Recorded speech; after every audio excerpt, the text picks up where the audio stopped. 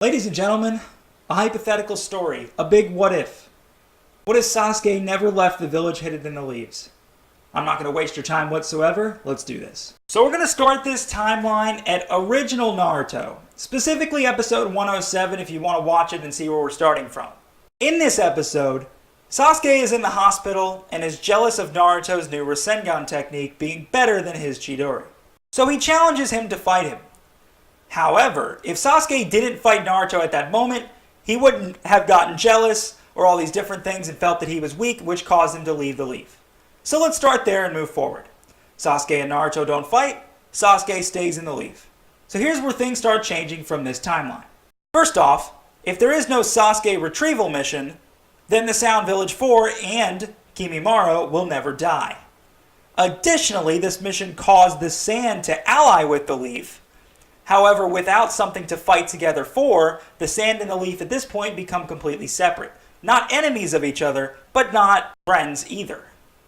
Keep this in mind further down the line. If Sasuke stays in the leaf, then Naruto doesn't go train with Jiraiya for 2 years because Team 7 is still fully intact. Instead, in that 2 years, Naruto, Sasuke, Sakura, and Kakashi will train together, which will make all of them as a group presumably weaker. You see, if 4 of them don't split up, then Naruto never learns all his ninja fundamentals and his giant Rasengan that Jiraiya taught him. Sakura never trains with Tsunade to learn medical ninjutsu and her brute force strength, and Sasuke never trains with Orochimaru and instead is going to follow a little bit in Kakashi's footsteps and learn a little bit more about how to use his Chidori. Additionally, Kakashi will be the exact same, as Sasuke coming or going doesn't make a difference with a already fully developed Jonin ranked ninja. One additional thing to mention, because Naruto stayed at the leaf, he got an opportunity to take the Chunin exams, as he did pass. So Naruto is a Chunin in this timeline. So now that we've hit the time skip, here's what changes. Naruto and Sasuke are still themselves, but far weaker. And Sakura is still useless as ever, as she didn't learn the techniques Tsunade taught her in the actual story. This makes Team 7 not nearly strong enough to stand up to pretty much anyone at this point in time. Now, around right now in the timeline, we are in the Kazekage's rescue mission arc. However, the mission doesn't happen because although the Akatsuki still exist and still want to get a hold of all the tailed beasts, the leaf and the sand are no longer allies. So saving Gaara is not their responsibility at this point. Because of this, Gaara is going to die, which is our first big major story change. Also, Sasori, the puppet master of the Akatsuki, will survive as Sakura is not there to help Chiyo kill him.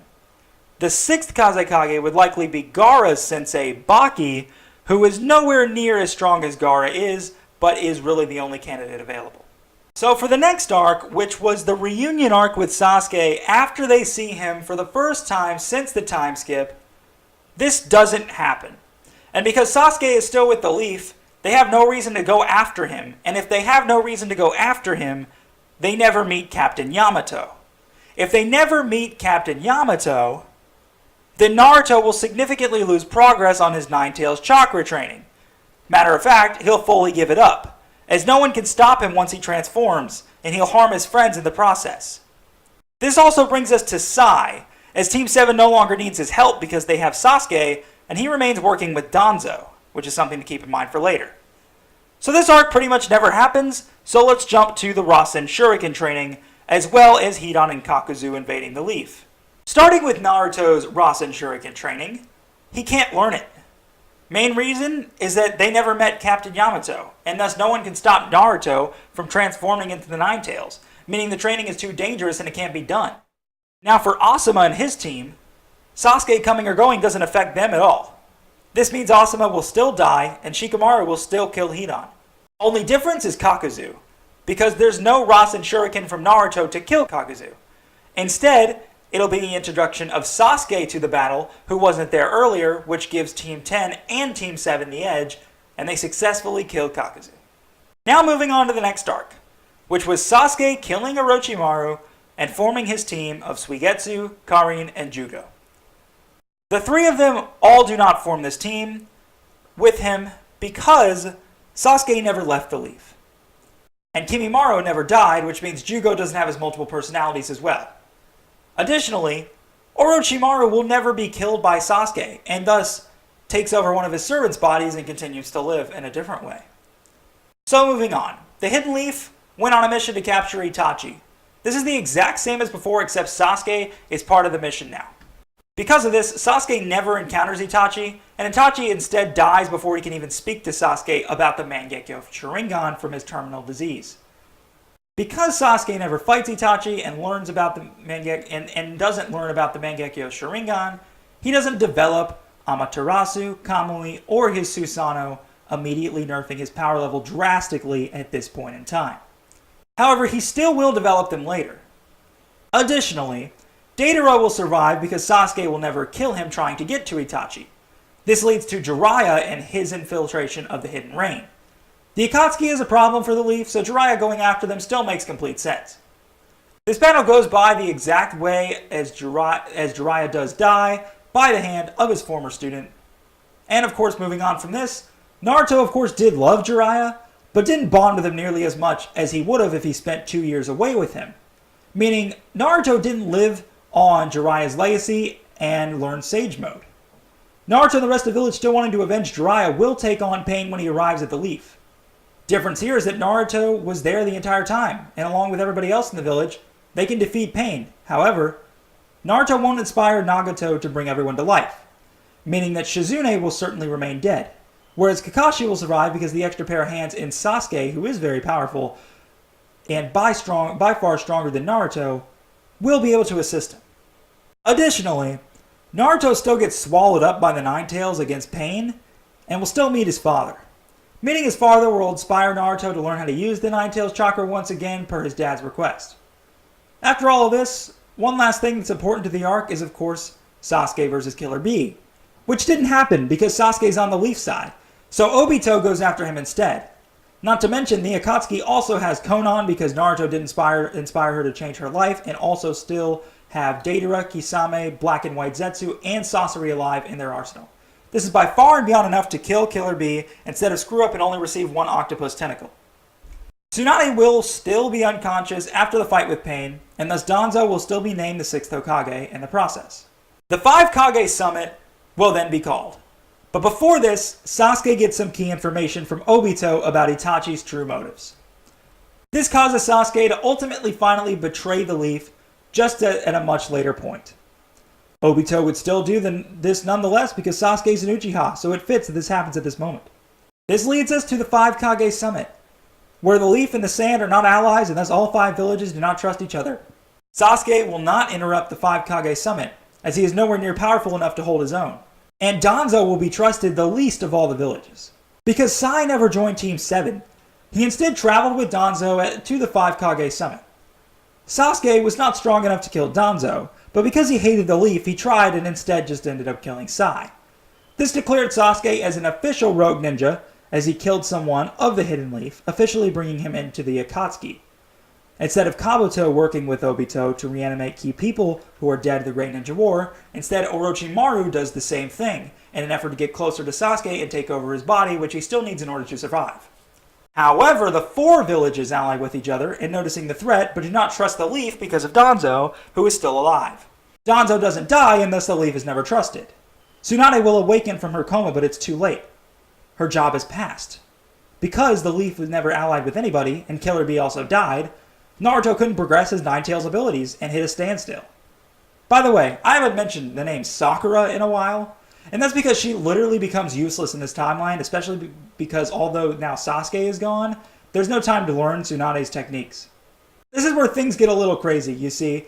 The war is going to break out, and everybody gets annihilated because Naruto isn't there to help them with his Nine Tails abilities. Because the other 4 villages banished a Leaf from their alliance, Itachi was still brought back to life via Edo Tensei, and Sasuke pursued him to find the truth of Itachi's actions. This is where Itachi finally could teach Sasuke about the Mangekyo Sharingan, and Sasuke would develop his Amaterasu, Susanoo, and other Mangekyo abilities. The difference is that Itachi and Sasuke would fight together against Orochimaru, not Kabuto, as Orochimaru was the one controlling the reanimated people instead in this timeline, because he was still alive. The Izanami was then used on Orochimaru, and the reanimation was lifted. Orochimaru, having his life change from the Izanami, would then Edo Tensei the 4 Hokage back at the Leaf, like it happened originally, and also restore Orochimaru's ability to use jutsu. They would then explain everything, and Sasuke would want to help the Leaf again. Now, even though the Leaf isn't part of the Shinobi Alliance, Naruto still is the Nine-Tails Jinchuriki that the Akatsuki seek.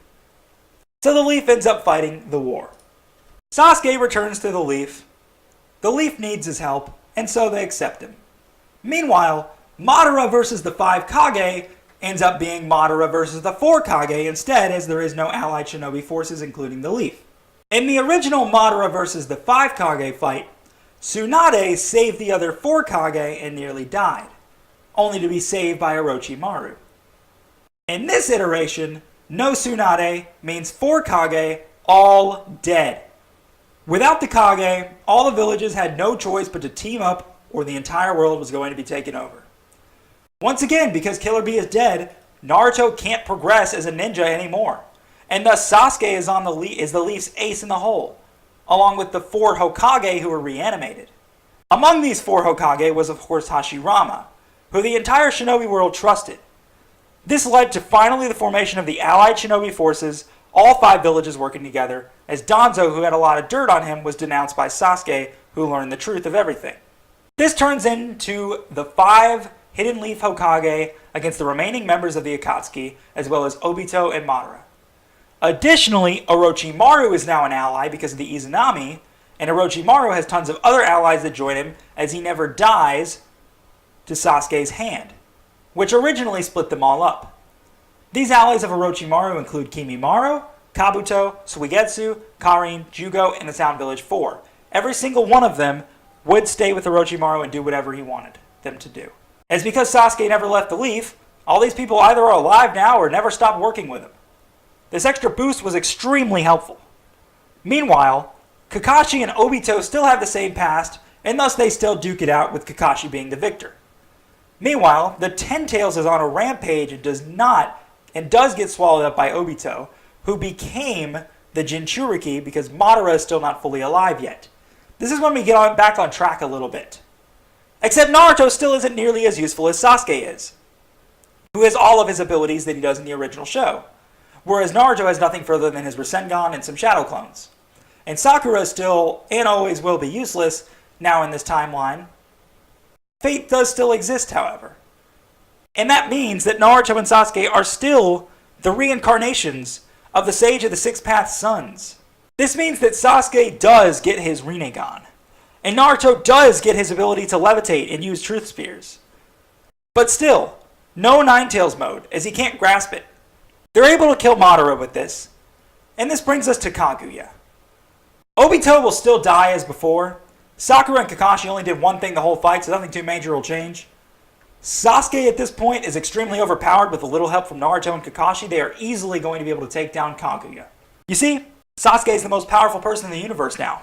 Not Naruto, and nowhere near Naruto. You may say Kaguya takes at least both Naruto and Sasuke at full power to kill, but I say otherwise, because Naruto still has his levitation and truth spheres, and he certainly still learned that other ridiculous jutsu while he was at it. This is the true time now. However, you see, now that Kaguya is sealed, Sasuke still has the same ideology he did before. He wants to be Hokage and scare people into listening to him in order to fix the shinobi world to his liking.